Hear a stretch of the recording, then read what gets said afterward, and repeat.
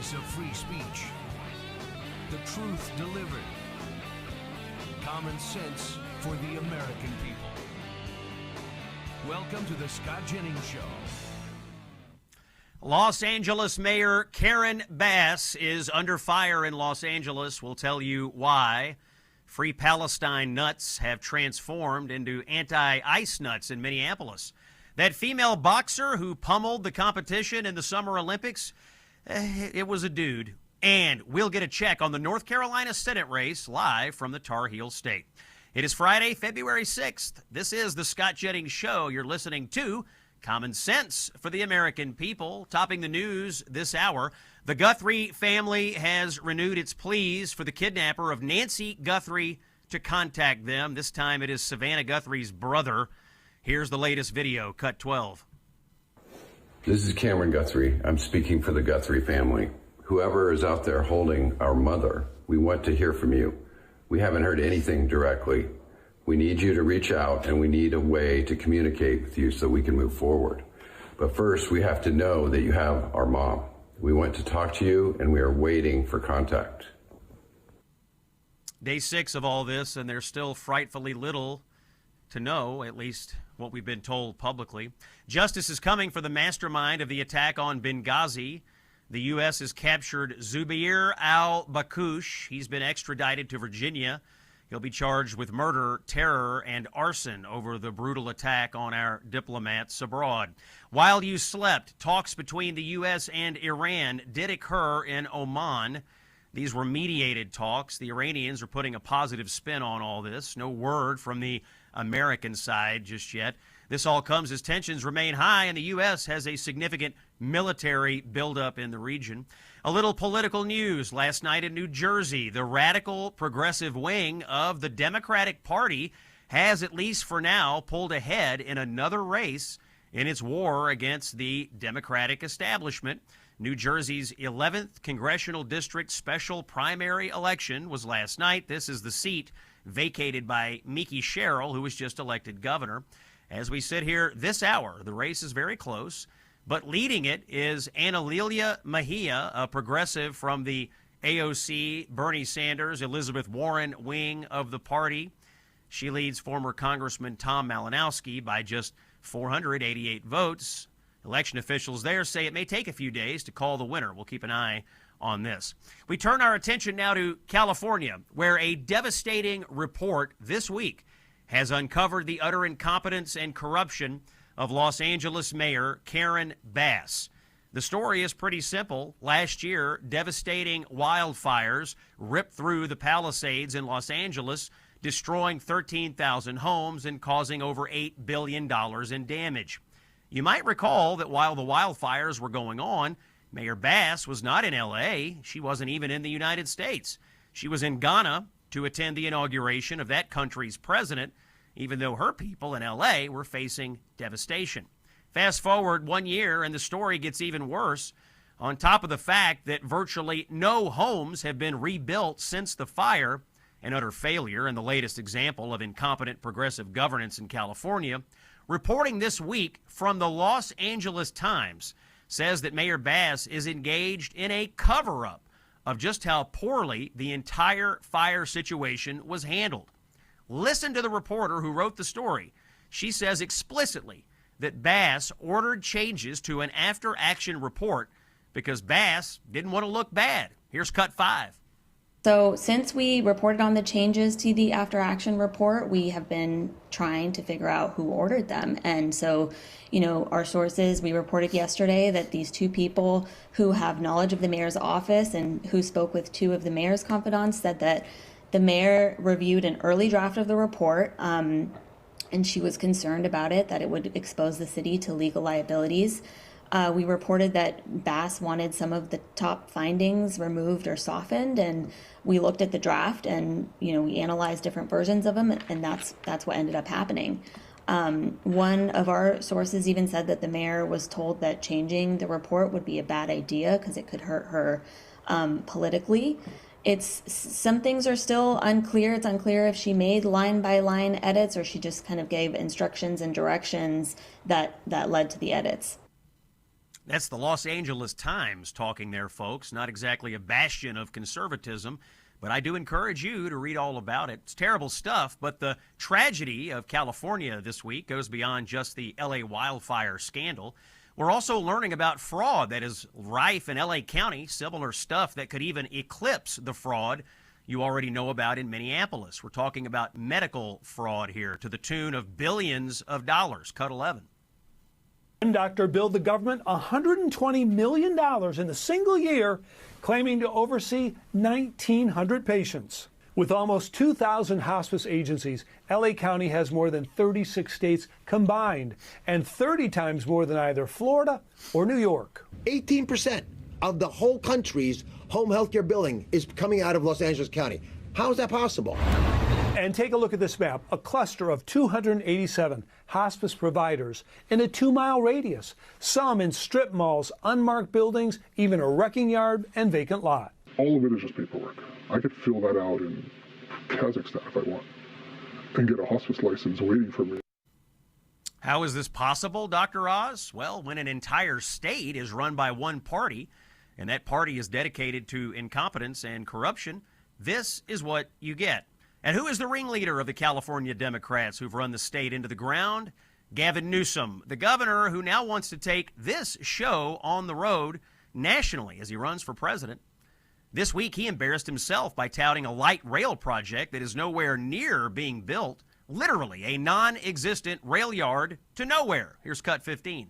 Do you want to be big? You got to be big in big things. This is the only high-speed rail system of its type anywhere in the United States of America. You could talk all you want.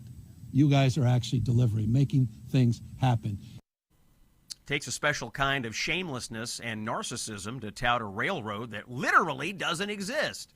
And not long after Newsom spoke there, well, the structures that are there literally went up in flames. Cut 16. Fresno Fire's Josh Sellers confirms the fire began just before 9 a.m. Investigators say likely sparked by routine construction. Aerial video from the High-Speed Rail Authority last year appearing to show the impacted structure.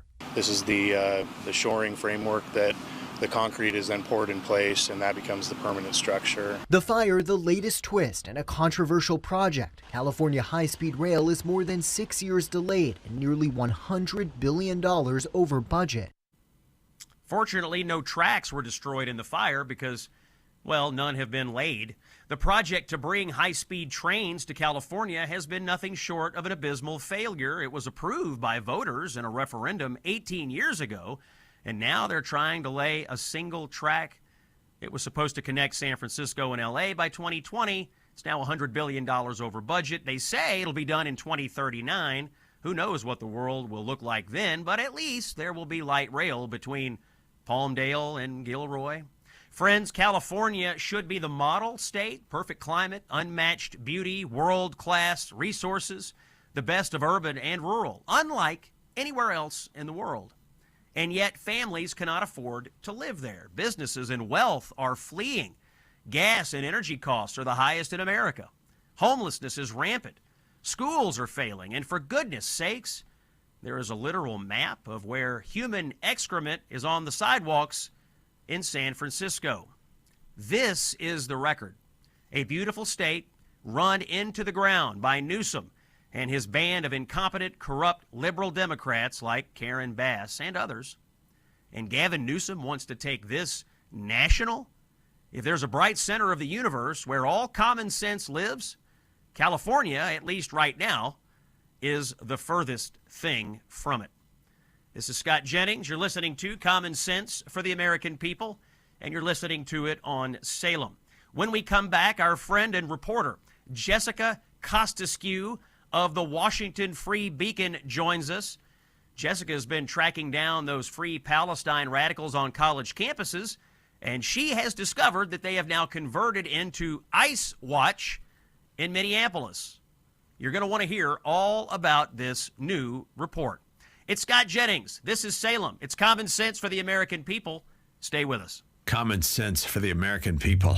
This is the Scott Jennings Show. Hey, it's Scott. I want to talk to you about our friends at Balance of Nature. You can find them, by the way, at balanceofnature.com. They have this thing called the Balance of Nature Whole Health System. These supplements are perfect for a resolution in the new year. It's kind of tough to stick with New Year's resolutions, and that's why Balance of Nature's Whole Health System supplements are one of the easiest ways to do it. They're very versatile. You do 2 scoops of fiber and spice and mix it easily into drinks, and it adds a warm, aromatic depth. You can also open 3 of your fruit supplements and mix the powder into a smoothie, or sprinkle 3 of the veggie supplements over one of the savory dishes that you're having for dinner. It's called Balance of Nature's Whole Health System. These supplements include 47 ingredients of 100% whole fruits, vegetables, spices, and fibers, perfect for your daily routine. 50% off if you do it now for 1 year when you subscribe to the Whole Health System from our friends at Balance of Nature. Get it at balanceofnature.com. You've heard the narratives. Now get the truth.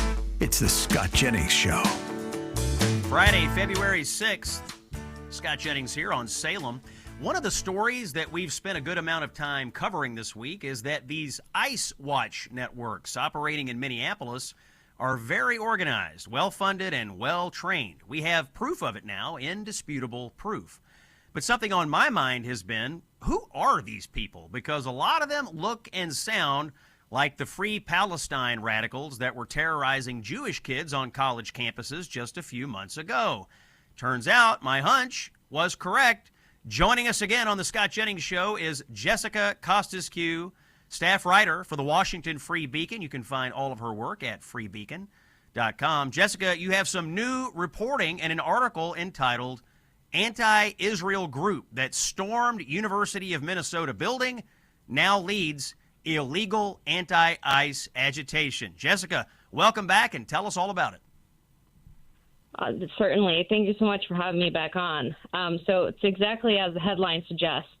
The University of Minnesota, and this time it's a student group, not recognized anymore, but they're a student group. It's the chapter of Students for a Democratic Society at the University of Minnesota, and it's really become a flashpoint for the escalating protest tactics and the confrontation we've been seeing for the past 2 months now in Minneapolis. So last year, or I shouldn't say last year because it was 2024, so about a year and a half ago, members of this group stormed and occupied a campus building at the University of Minnesota during one of these anti-Israel raids, and they ended up barricading doors. They prevented staff from exiting the building, and they caused tens of thousands of dollars in damage. So obviously that wasn't just a typical campus demonstration. It was an unlawful occupation that led to some sort of disciplinary action. Unfortunately, not a lot, as I came to find out as I was investigating this. But what's striking here isn't just the repeated political agitation, it's the shift in focus. And we've seen this, too, with other groups that have been doing and leading a lot of the anti-ICE confrontation in Minneapolis. There's been climate groups that are now solidly anti-ICE, calling to abolish ICE. This group, it's exactly the same. The University of Minnesota Students for Democratic Society chapter went from major anti-Israel actions, including the storming that was, they did that in October of 2024, around the first-year anniversary of Hamas's October 7 attack. And now they're front and center of the leadership in the illegal anti-ICE agitation. Jessica, it seems to me, based on your reporting and what we can observe with our own eyes, that there are simply a group of people in this country. Some of them are students, some of them are from campuses, some of them are just Antifa radicals. One of them was arrested yesterday, actually, by the Justice Department.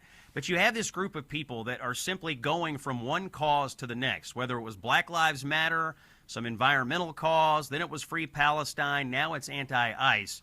They go from cause to cause to cause, but they're doing the same thing all the time, which is essentially trying to destabilize the United States, preach hate against the United States, and generally bring anarchy to the streets of America. Do you agree with that observation? That's exactly right.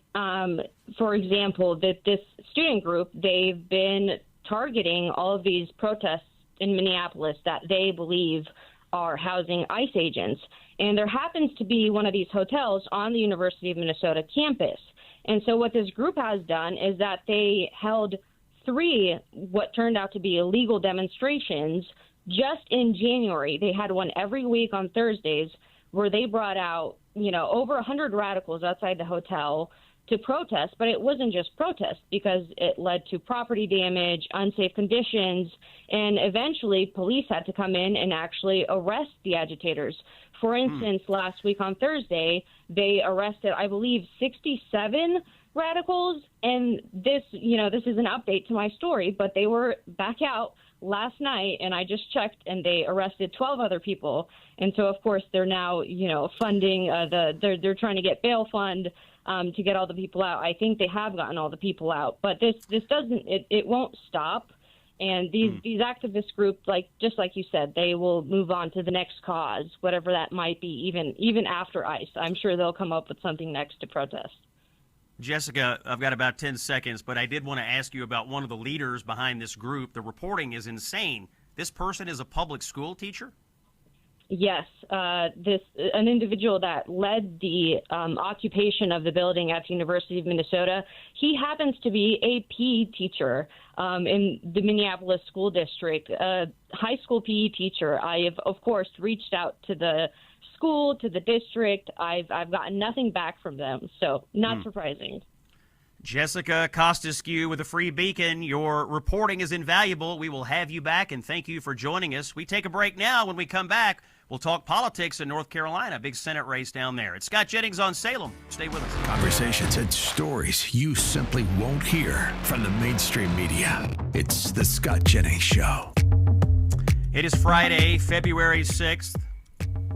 Scott Jennings broadcasting live from Louisville, Kentucky, back in my old Kentucky home. Pretty striking, actually, today to fly in over the Ohio River and see that river of ice out there as our state continues to thaw out from the winter weather, just like a lot of places. Coming up in just a moment, Jason Simmons, chair of the North Carolina Republican Party, here for a checkup on the Senate race going on in the Tar Heel state. First, here's something that every parent needs to hear. More kids are being targeted online through gaming platforms, social media, and messaging apps. Have you seen the news about Roblox, for instance? Predators invading that game, talking to your kids. The company really not doing a whole lot about it now. State attorneys general are having to step in. Anyway, these companies are profiting from screen time and engagement, and when predators slip through the cracks, it's families that pay the price.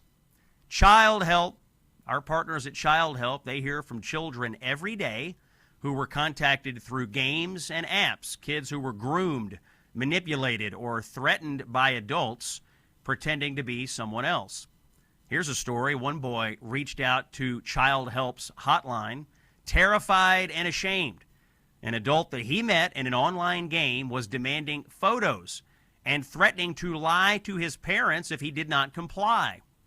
Getting in touch with Child Help might well have saved that boy's life. That is why our friends and our partners at Child Help matter so much. Your donation to them supports their life-saving programs. Every $27 can help save one child from abuse. If big tech and these gaming companies won't protect our kids, we have to do it. And you can help by donating to Child Help. Go to childhelp.org/Scott or text Child Help to 94878 and donate $27 today. I'll just tell you, I'm a personal donor. I have visited the headquarters. I have met with the executives. I know these people. I trust these people. They will take your money, and they will protect kids with it. Take it from me. It's Scott Jennings here on Salem. It is Friday, February 6th, and joining me now, a veteran of quite a few political campaigns out of the Tar Heel state. He worked for President Trump in both 2016 and 2020, and then became the executive director of the North Carolina Republican Party. And upon Michael Whatley's election as RNC chairman, my next guest then took over as chairman of the North Carolina Party himself, and that is the title that he holds today. Please welcome the chairman of the North Carolina GOP, Jason Simmons, to the Scott Jennings Show. Jason, thanks for being here. Great to be with you today, Scott. All right, here is what I want to talk about. there have been stories this week that have rekindled the news of the terrible killing of Irina Zarutska. You remember this, folks. Irina Zarutska was the poor Ukrainian young lady on the train that was murdered. And, Jason, there have been stories this week that the murderer of Irina Zarutska actually was somehow let out of jail and was loose on the streets of North Carolina because of the policies of former Governor Roy Cooper, a Democrat who is now running in this open Senate race in North Carolina. Jason, explain this story to us. How the heck did all this happen? Yeah, so very troubling story coming out this week where Irina Zarutska's murder. Again, Scott, as you point out, a horrific murder that was played out on video for all of the world to see just how tragic her murder was and senseless it was. We come to find out that Roy Cooper had released 3,500 convicted criminals, of which Carlos Brown was on that list, putting him back out onto the streets of North Carolina, making it less safe.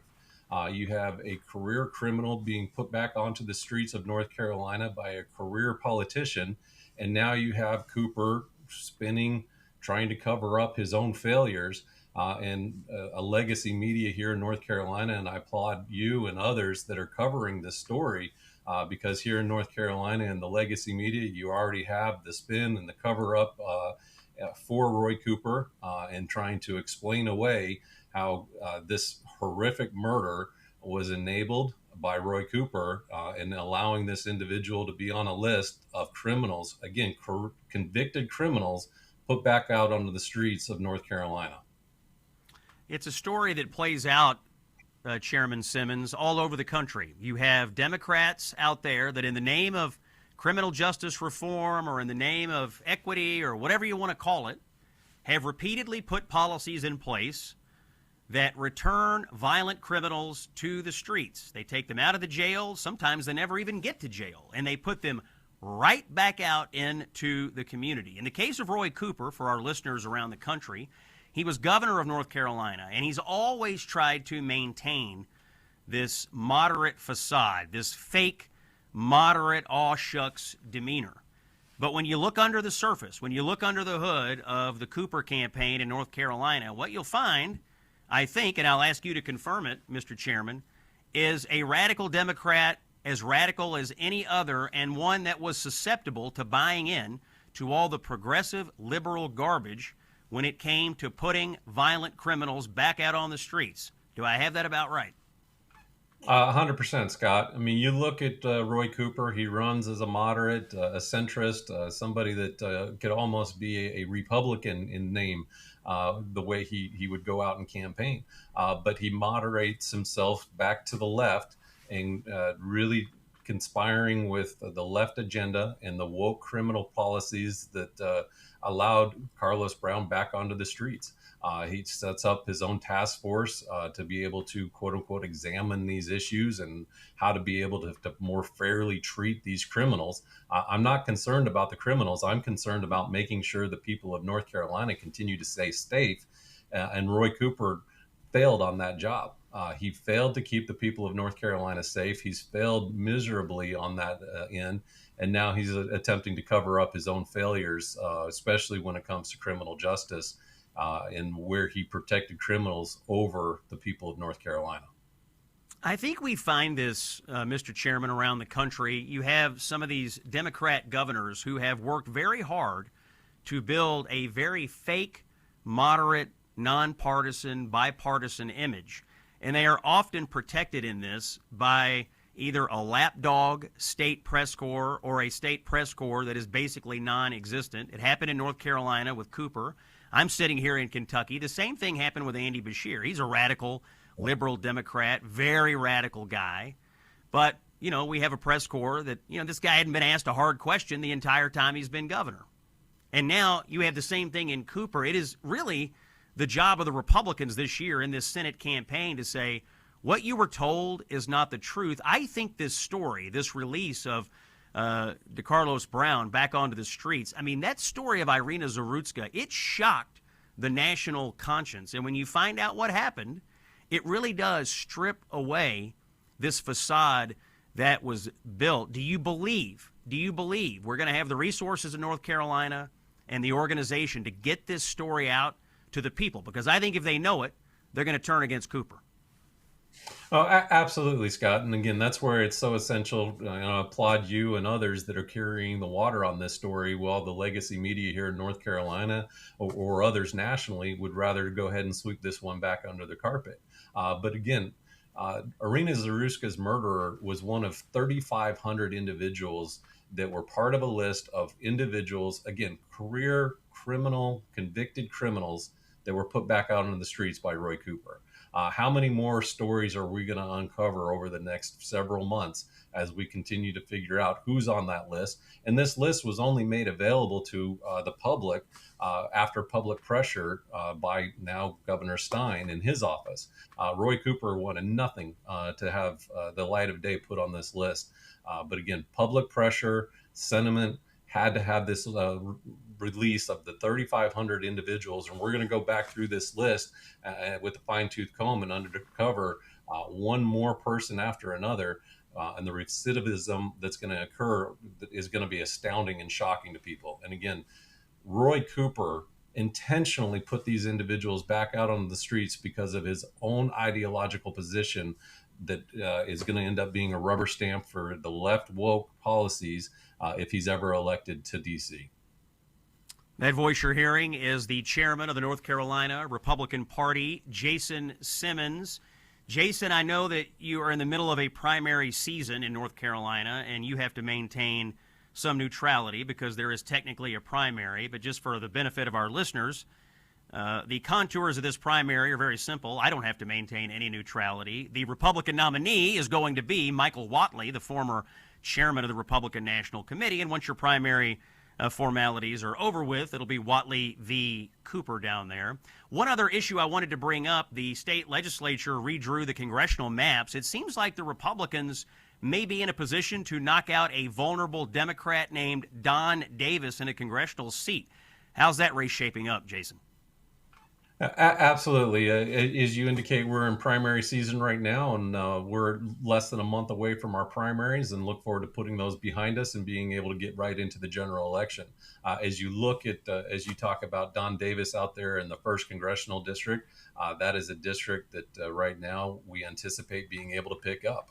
We are going to come out of our primary with a great candidate and the money behind them to make sure that we can get their message out about, again, how Don Davis has failed the people of Eastern North Carolina, continues to side with the woke Democrat policies that have put his party over the people of Eastern North Carolina.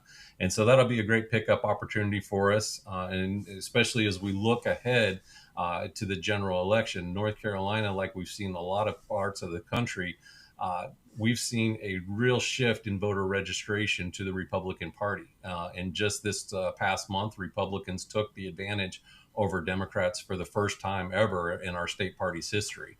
So as we go into the upcoming general election, we are going to have that structural advantage where we turn out our voters at a higher rate, but now we also have more voters than the Democrats. So we look forward to really making sure that the Republican Party here is engaged and ready to support our candidates going into the general. North Carolina, one of the biggest states on the map for the 2026 elections, big Senate race, big congressional race, a lot of things going on in the Tar Heel state, and it'll be Jason Simmons, the voice you've just heard, running the Republican Party for the conservative effort in North Carolina. Jason, thank you for joining us. We will have you back as we continue to track political doings in North Carolina. We do have some news to share on aches and pains today. Let me pass a note that I thought was worth sharing. I'm back in Kentucky, and I have a note here from a Kentuckian named Eileen, 87-year-old Eileen. She tells me that there was a point where walking had become really difficult and that she thought, well, it's just part of getting older. Then she tried Relief Factor. Now she's up and walking again. She's even dancing around to music. Her words were simple. She has no pain. She started taking 3 packets a day. Now she's down to 2. She says Relief Factor made a real difference for her. It also made a difference in the Jennings household. To that, I can attest. If you've tried other options that haven't worked, Relief Factor may be worth a look. Try out the 3-week quick start. See how your body responds. See if it works for you the way it worked for Eileen and thousands of customers across the country. Call 1-800-4RELIEF or go to relieffactor.com. Ask yourself, how would it feel to be out of pain? When we come back, the boxer that you thought was a woman was actually a dude. You heard that right. It's Scott Jennings on Salem. Stay with us. Ready for some common sense and a little Kentucky windage? Here's Scott Jennings. Welcome back to Common Sense for the American People. It is Scott Jennings here on Friday, February 6th. Rounding out the first hour here on this Friday, I had to take some time to report to you all about Iman Khalif. Some of you may remember Khalif. Back in 2024, this was the man who claimed to be a woman so he could win the gold medal in boxing in the women's division at the Paris Olympics. Jared, what's the right song for this segment? Is it Dude Looks Like a Lady, or... Actually, in this case, we need a new song. Dude Looks Like a Dude. That's what we need. Now, you may recall back during the Olympics, people like organizations like ESPN writing things like this, quote, fans have embraced Khalif in Paris, even as she, they say, faced an extraordinary amount of scrutiny from world leaders, major celebrities, and others who have questioned her eligibility or falsely claimed she was a man. So at the time, if you questioned whether Khalif was actually a woman, you were immediately hit with fact checks and scorn. This is clearly a woman, they said about this person that anybody with eyes could see was a dude. Anybody with eyeballs could see this was a dude beating up on these poor women. Yet the entire world was gaslit by sports media claiming that he was a she. They all cheered on this dude as he pummeled female after female at the Olympics, cheering on a man beating the crap out of women. That's sports media for you. However, in recent interviews in several venues, this boxer, Khalif, has finally admitted that, yes, he does have the genes of a man. I will make this simple. Khalif admitted, yes, I am a man. I have the genetics of a man. He also admitted that he has elevated levels of testosterone and had been doing hormone treatments to lower his testosterone for competitions. Now, in 2023, Khalif was disqualified by the International Boxing Committee because of concerns about safety. You think? It is unsafe to let a dude beat the crap out of women. But in 2024, the Olympic Committee couldn't follow that guidance. Instead, they let Khalif compete against women, including Italian female boxer Angela Carini, who just after 46 seconds and 2 punches had to tap out from the fight. After the fight, Carini said, quote, I have never felt a punch like this. At the time, the International Olympic Committee defended Khalif. The president of the IOC, Thomas Bach, said, this is not a question of inclusion, this is a question of justice. So there was a lot of confusion at the Olympics as everybody watched a dude beat up the women. But it was already clear in 2023 what was going on. The Olympics failed these female boxers. This was not about inclusivity. This was not about progress. This was about the transgender cult getting its way. And they did get their way. So how the Olympic Committee back then could not see what was so clear to all of us in 2024 is beyond me. The only right thing to do now is to strip Khalif of his gold medal and give it to its rightful owner, Angela Carini, and they should move every female boxer up one in the standings and give out the proper medals and records to these people, these women, who were wronged. They were wronged. Now, we have the opening ceremonies for the Winter Olympics coming tonight. We'll be watching all of that. And at least this year, we have to say, the IOC has banned transgender athletes from competing across gender lines, so you won't see men competing against women, which, by the way, is another example of if Trump hadn't won, none of that would have happened. You'd have a bunch of Khalifs out there beating the crap out of women in the Winter Olympics, I'm sure, in some sport. Anyway, big update and a big admission. But, I just remember back at the time, everybody knew it was a dude. And yet the whole world was gaslit about this male boxer beating up all these poor women. Anyway, we're rounding out the first hour. Before we do, I want to remind you again, as I have all week, about the unforgettable cruise coming up this November. It'll be me, yours truly, and Mike Gallagher, my buddy here from Salem, cruising in the Gulf of America, hopefully with you. Book your cabin today. Text the word cruise to 94878 or visit scottjenningsshow.com. Click on the Gulf of America cruise banner. I'll make it simple. It's a luxury ship. They have great food. We're stopping at great destinations. It'll be warm, and you'll get Jennings and Gallagher and all of the insights and conversation you could possibly want. Gulf of America cruise. Sign up today. More common sense after this. It's Scott Jennings on Salem. The voice of free speech. The truth delivered.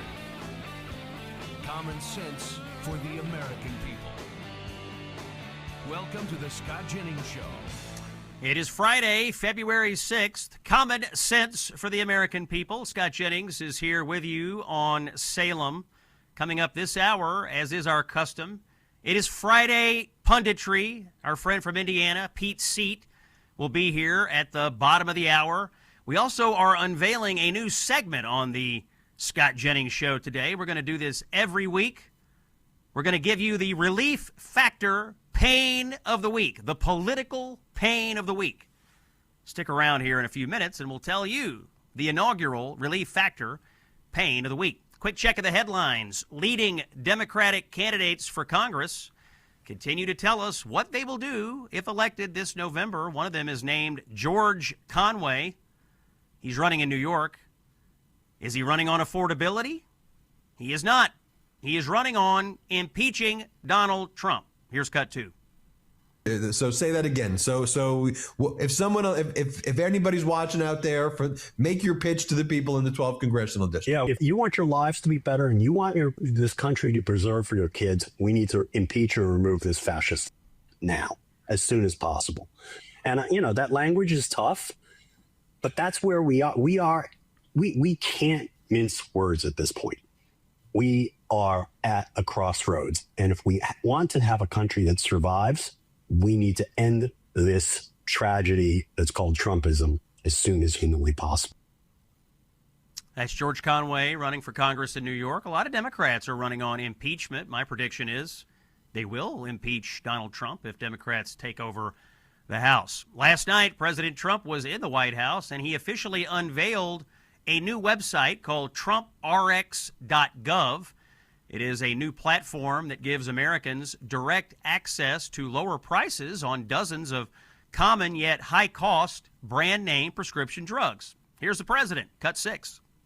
We're here this evening to celebrate the launch of one of the most transformative healthcare initiatives of all time. There's never been anything like it. Starting tonight, dozens of the most commonly used prescription drugs will be available at dramatic discounts for all consumers throughout a new website. It's called TrumpRx.gov. That's TrumpRx.gov. For years, politicians from both parties have promised to bring down prescription drug prices and make healthcare more affordable, but they all failed. It was all words as usual. They failed, and they failed badly. They tried doing this, some of them, most of them didn't even try because they never really had a shot at it. But I'm actually getting it done, and it is done, actually. This launch represents the largest reduction in prescription drug prices in history by many, many times, and it's not even close. You're going to see numbers that you're not going to believe. TrumpRx.gov. I encourage you to check it out. Kicking off the last hour of the show here as we begin our rounds of Friday Punditry, the national correspondent over at the Daily Signal and host of the syndicated show, the Tony Kinnett Cast. Our friend Tony Kinnett is back for more punditry. Tony, welcome back to the show. Scott, always good to be with you. And yeah, TrumpRx is a really good-looking site. I was scrolling through it, and man, it's like it works. We're not used to that with government websites. We're specifically not used to it with government healthcare websites. Folks may remember when Obama launched the Obamacare website, what a complete disaster that website was. It should have told us something. The website didn't work, and neither did the legislation. I want to, Tony, get your opinion of something that Zoran Mamdani has said today. Let's hear from Zoran. Cut 13. You got it. You won't believe it, but let's take a listen and get Tony's reaction. Cut 13. I think of the freedom from suffering that Buddhism teaches us is only possible if we remove the three poisons of desire, hatred, and ignorance from our daily lives. We need not accept suffering as unchangeable. We need not treat hatred as the natural state. We have the power to set ourselves free. And I consider my own faith, Islam, a religion built upon a narrative of migration. The story of the Hijrah reminds us that Prophet Muhammad sallallahu alaihi wasallam was a stranger too, who fled Mecca and was welcomed in Medina. Surah An-Nahl 1642 tells us, as for those who immigrated in the cause of Allah after being persecuted, we will surely bless them with a good home in this world. Tony, this is the mayor of New York City telling Americans that we have to have open borders because Muhammad told us to. How's that strike you? I mean, of course, the Muslim caliphates, which were known for conquering and raping and slaughtering as it made its way across Africa and Europe, would probably disagree. Also, if you are not a member of the religion of Islam, you're not allowed in Mecca today. Closed borders to you. But I'll give him props. At least he did his little Yoda impression of, put away hate you must. I mean, yeah, that's exciting. Good for him.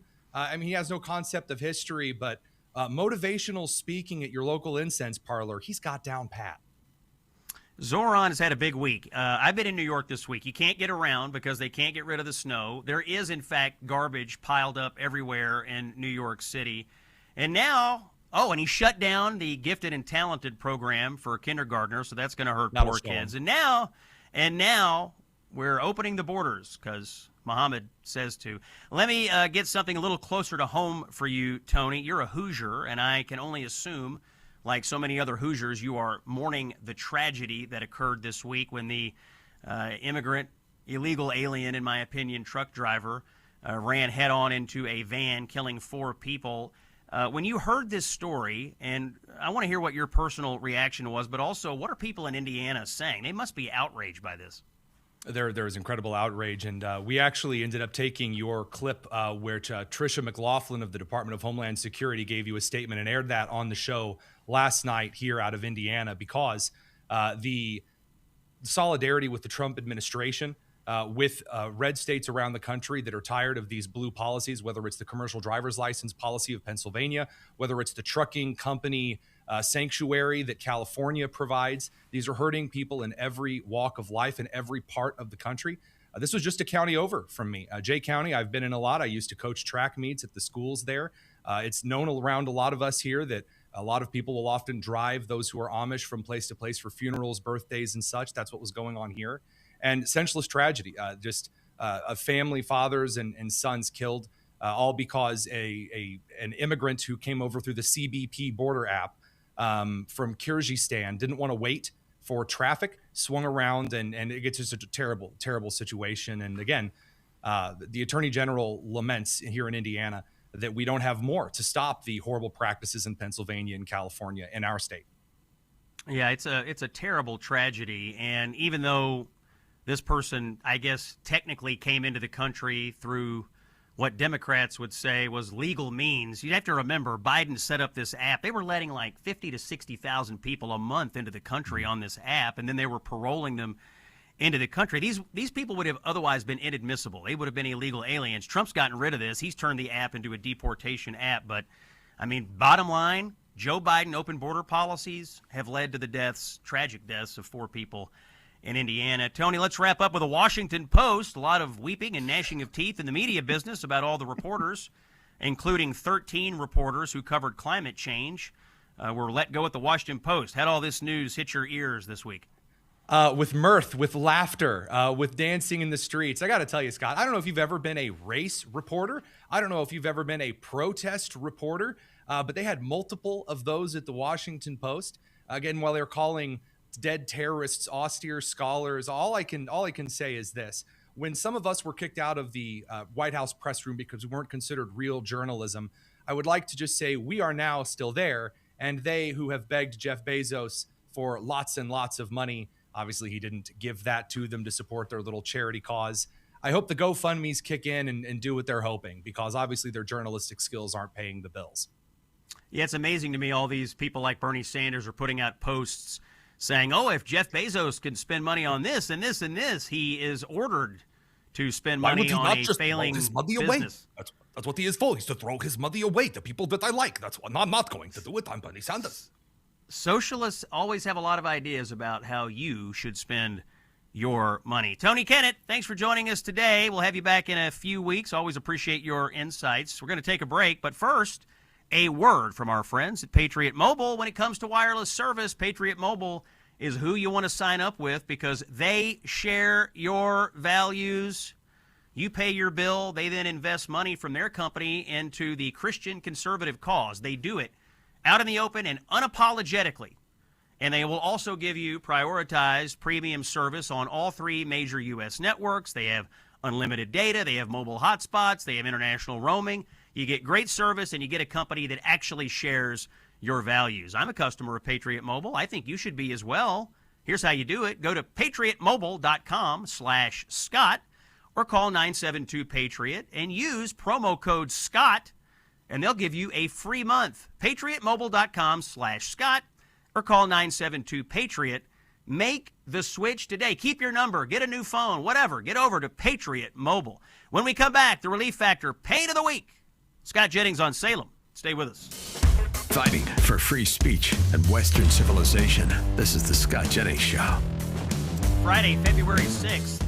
A little breaking news into the show and an update on something we did last hour. We had the chairman of the North Carolina Republican Party in last hour, Jason Simmons, and we were talking about the Irina Zarutska murder and Carlos Brown Jr. being let out of prison by former Governor Roy Cooper, and that put him back out on the street, and he was part of this program. And the secret list of inmates that was freed by Roy Cooper, they tried to suppress it, but the list is out. The full list. It wasn't just one guy. The full list is out. There are at least 51 people on the Roy Cooper get out of jail free list who had been sentenced to life in prison. You heard that right. At least 51 people who had been sentenced to life in prison got out of jail in North Carolina thanks to Governor Roy Cooper. It wasn't just one guy. A lot of people, Democrats letting bad folks out of jail. But this is going to be a huge story in this North Carolina Senate race. Scott Jennings is with you on Salem. I want to introduce a new segment this week to the Scott Jennings Show. It is called the Relief Factor Political Pain of the Week. If you listen to the show regularly, you know that we're big fans of Relief Factor. And Jared and I were talking, and we thought Relief Factor should really sponsor the political pain of the week. And boy, there's a lot of political pains out there. Every week we're going to highlight a person, a politician, or an organization, somebody that is causing pain to the American people. Now, you've heard us talking about the inaugural winner all week. And you heard this week from our friend at the Daily Caller, Jorge Ventura, who was assaulted by these people, the inaugural winners of the Relief Factor Pain of the Week. In fact, let's take a look at that assault. Here's cut 17. You can't assault me, dude. Get in the car. You can't. Get in the car, man. Go away. So they're assaulting me and my photojournalist. Got it all on video. They actually tried to steal my phone, but unsuccessful. And you're gonna get blasted all over the internet, buddy. You've seen the videos of these people pulling over random drivers and harassing them. The inaugural winner of the Relief Factor Pain of the Week, the Ice Watch Street Blockade people in Minnesota. Because, look, these blockade freaks aren't just a pain to me as someone who respects the rule of law, and they aren't just a pain to the law enforcement officers who are being harassed and have to spend their time cleaning up their mess. They are a major pain to the average people of Minneapolis who just want to get to work, get to the grocery, wherever, and live their lives. Can you imagine, by the way, how frustrating it must be to deal with these loonies? You're out there, you're driving some random person with wood pallets and a clipboard pulling you over for no reason. They tell you, hey, your license plate popped up in our so-called system. We had to stop you and talk to you. Look, these are not observers. They are not protesters. They're radical lunatics, and they are here to make life harder for everyday citizens in Minneapolis. They just want to disrupt your life. I guess they're bored and they have nothing better to do. This is the purpose of most of these agitators in Minneapolis. They want to cause chaos. And let's be honest, these people are too dumb to recognize that while they are simultaneously lobbying for open borders, they have literally created their own border checkpoints. And that is why they are my relief factor pain of the week. Now, if you're dealing with pain, for real pain, you should dial up Relief Factor. They've helped me. They've helped my family. They could help you, too. Try Relief Factor's 3-week quick start. See how it works for you. Call 1-800-4RELIEF or visit relieffactor.com. All right. One more time to round out the week, I really, really need to invite you to something. We're taking a cruise in November. Mike Gallagher here from Salem, the legend, and I, Scott Jennings, are boarding a ship in November. We are sailing away on turquoise waters, heading for white sand beaches, eating incredible food, having insightful conversations, and doing it all in the confines of a luxury cruise ship. And we want you to join us. It is going to be an amazing week vacation. If you're sick of the cold and would like to dream of something warmer, I encourage you to book your cabin on this Gulf of America cruise as we honor the 250th anniversary of our nation. Book the cabin today. Text the word cruise to 94878 or visit scottjenningshow.com and click on the Gulf of America cruise banner.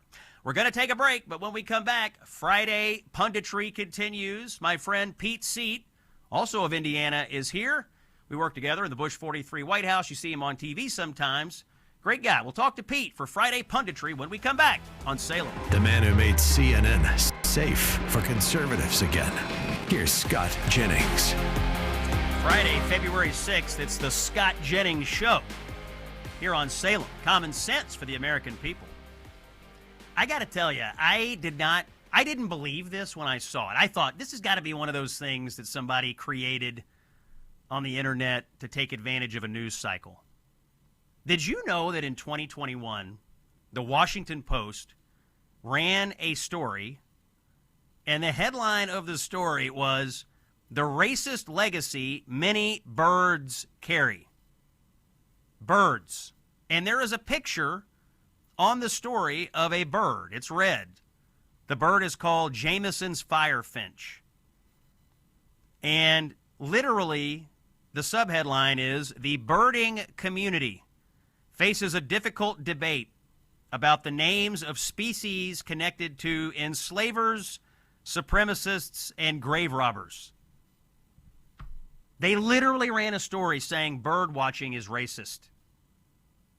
This was in the Washington Post. Just when I was starting to feel bad for all these journalists who got laid off, I remembered they once wrote a story that said, "Birds are racist." To discuss that and more, it's time for Friday Punditry. My guest is my friend from Indiana. Pete Seat is here. You see Pete on TV, on CNN sometimes, and other places. He is a veteran of the Bush 43 White House and a successful public affairs consultant in the state of Indiana. Pete Seat, welcome to the Scott Jennings Show. It's a pleasure to be here. That introduction was not as gushing as the one you gave Officer Tatum last week, but I'll take it. Well, Officer Tatum is something else, and I'm actually going to Arizona in a few weeks. He has like all these amazing cars. He's promised to drive me around Scottsdale. I forget. I think it's a Rolls Royce. I've never been in a car like what Officer Tatum. He's got a whole garage. Anyway, if you offer to take me around Indiana in a Rolls Royce, you'll get a better introduction next time, Pete Seat. That's all I'm saying. All right, let's do Friday Punditry. And I started by describing what's going on at the Washington Post. Pete, you're kind of a media, pro-journalist, analyst type. How did all the layoffs at the Post hit you and all the reaction to it? What's on your mind about it? Well, first off, I'm tired of the entitlement attitude in journalism today and this belief that they should not be touched and that they should not have to suffer the reality of market consequences. If the Washington Post or any other outlet is not making money, you can't have a bloated staff making massive salaries on their balance sheets. And so Jeff Bezos and the leadership there are making decisions that they think are in the right interests, the interests of the Washington Post, and being able to have a viable financial product on their hands. But, you know, I feel bad for anyone who is laid off, but when I listen to some of these reporters talk about their jobs as if they are the last line of defense between today and anarchy, it just makes me want to roll my eyes. Well, you know what they say, democracy dies in bird watching. That was the motto at the Washington Post.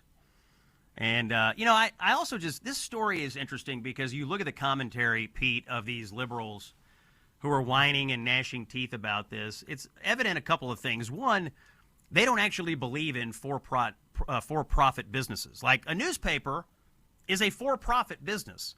And there is some expectation that because Jeff Bezos owns it, he is bound, duty-bound or honor-bound, to fund a money-losing business in perpetuity. They don't actually understand the thing called free market. They think journalism should be immune from market forces, but that's not the way it works. I am quite sure there's a way to run a profitable newspaper in Washington, D.C., and they probably should try that, don't you think?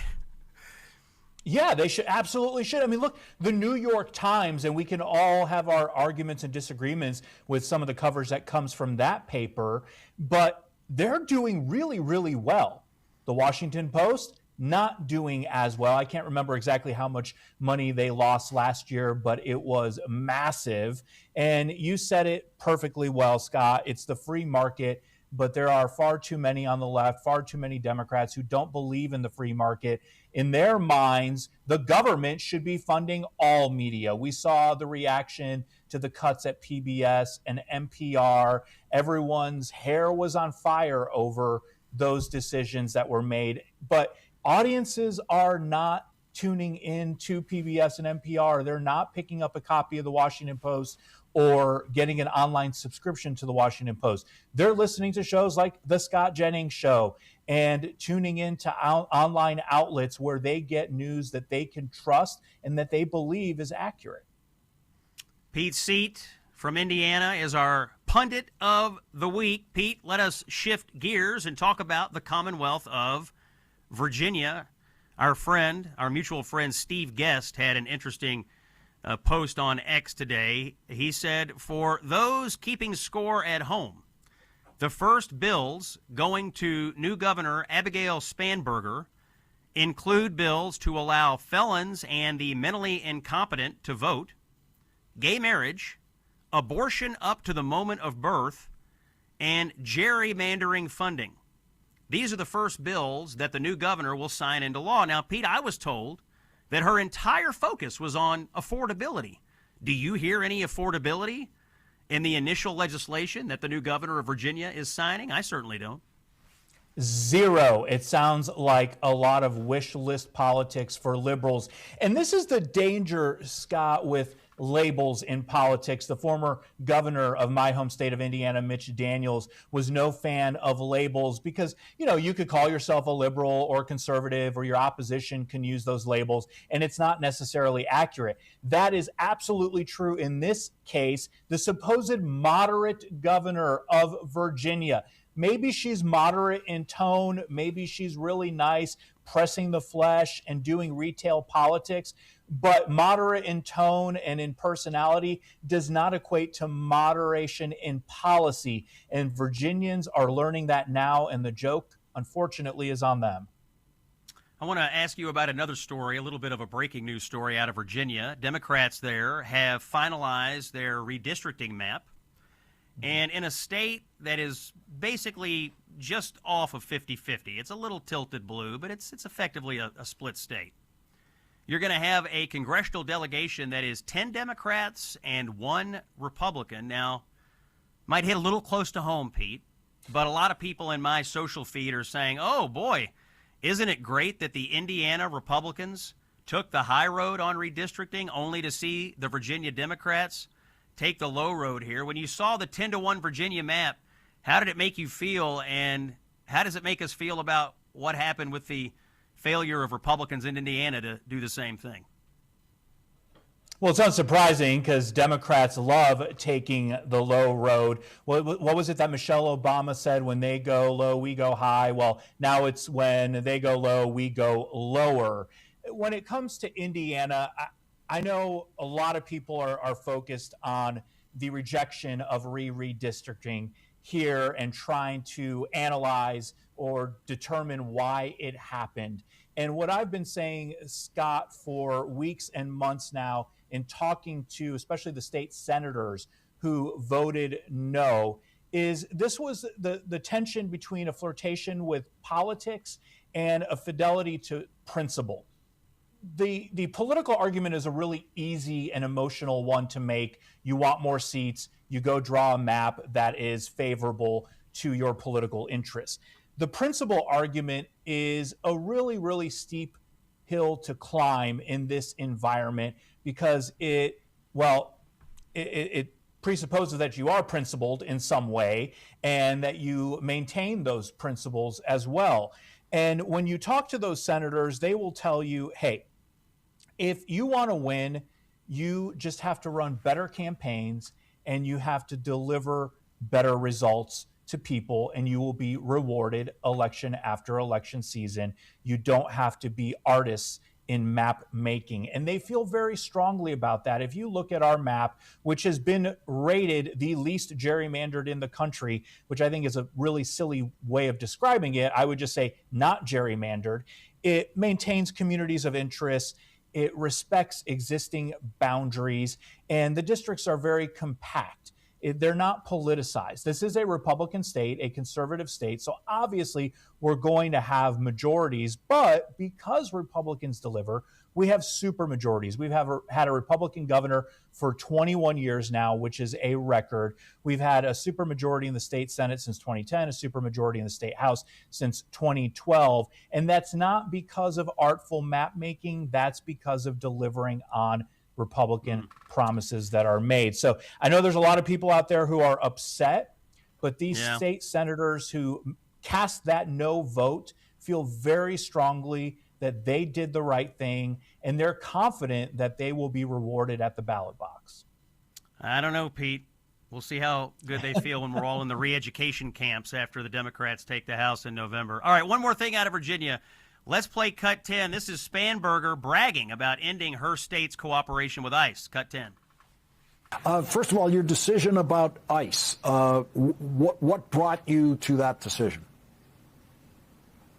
Well, importantly, on my first day in office, I said that I rescinded my predecessor's executive order and stated that no longer were these relationships mandated. And then I took a full review of the existence of 287G agreements across the Commonwealth of Virginia to have a full picture of what it is that we would be walking away from.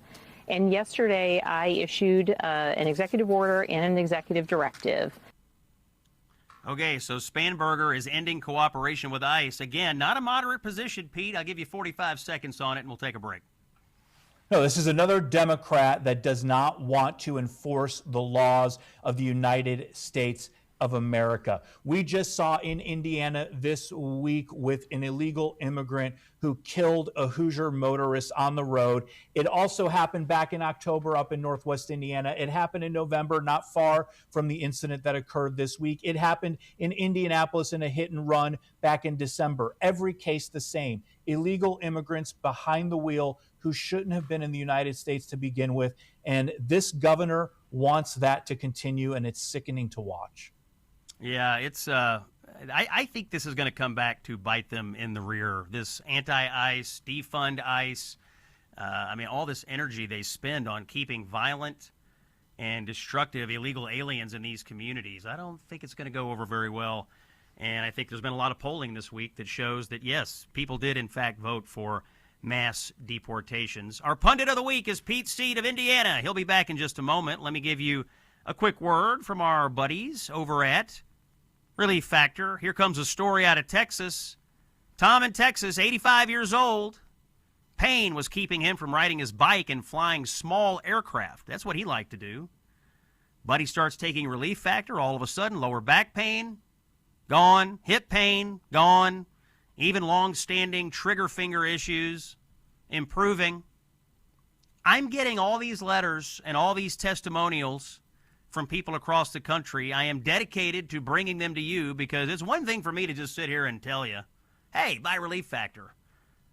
But I want the people who use it and have experienced real relief to tell their story because it tells you one thing. It works. If pain is holding you back from doing the things that you love, try Relief Factor's 3-week quick start. See how it works for you. We did it in the Jennings household, by the way. We can attest to it. Call 1-800-4RELIEF or visit relieffactor.com.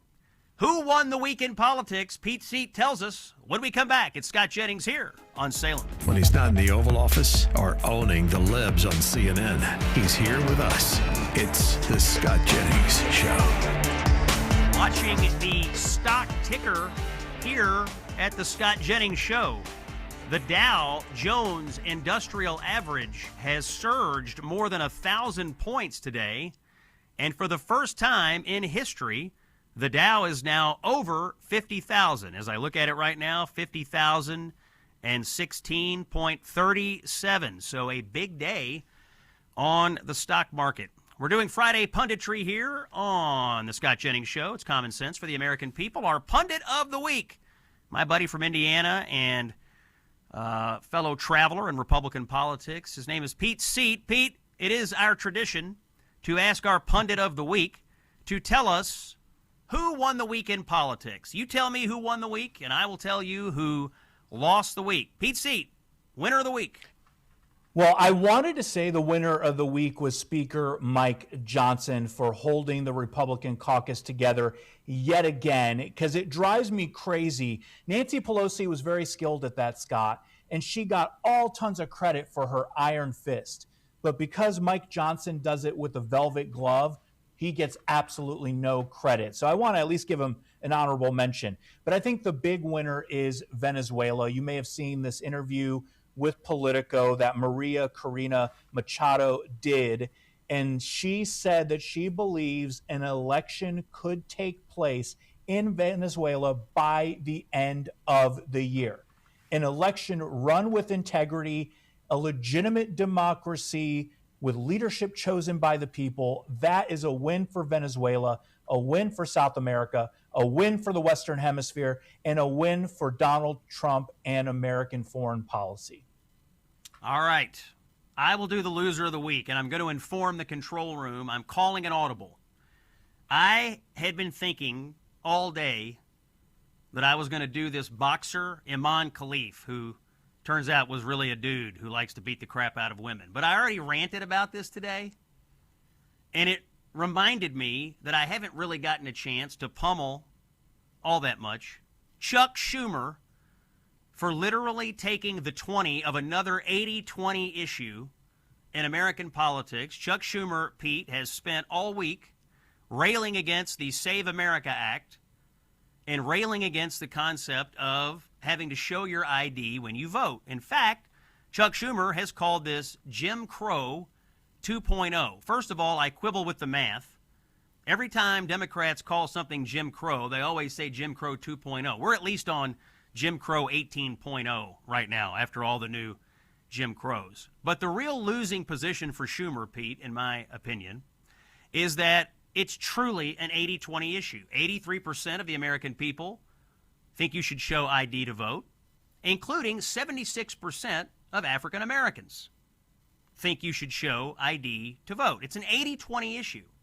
And once again, Pete, I think the Democrats in America have gotten on the wrong side of an 80-20 issue. How did you react to Schumer this week? He went with his Jim Crow crap all week long. I honestly couldn't believe it. I wish you could see my notes that I typed up for myself, Scott, because I literally said on this topic, if it came up, Scott, you love 80-20 issues, and this is an 80-20 issue in which the Democrats are taking the 20 yet again. The state of Indiana was a pioneer on voter ID. In fact, our voter ID law went to the U.S. Supreme Court, and it was upheld.